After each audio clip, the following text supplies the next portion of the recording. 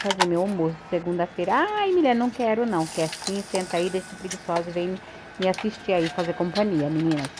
Meninas, ali eu coloquei meu frango pra assar, nem mostrei temperando ele, mas é meu temperinho de básico que vocês já conhecem, meninas.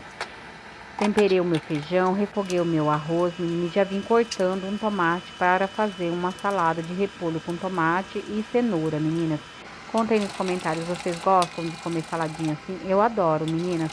Olha só, cortei o tomate, ralei a cebola e já vim ralando também o repolho, meninas. Eu não sei cortar fininho, como eu já disse, meninas. Eu prefiro ralar, porque eu gosto do repolho bem fino, meninas. E esse foi o resultado do meu almoço. Conta aí nos comentários se vocês comeriam, meninas. Olha só, ficou uma delícia. Meninas, curte, comenta e compartilha, que não vai cair o dedinho de vocês. Beijo!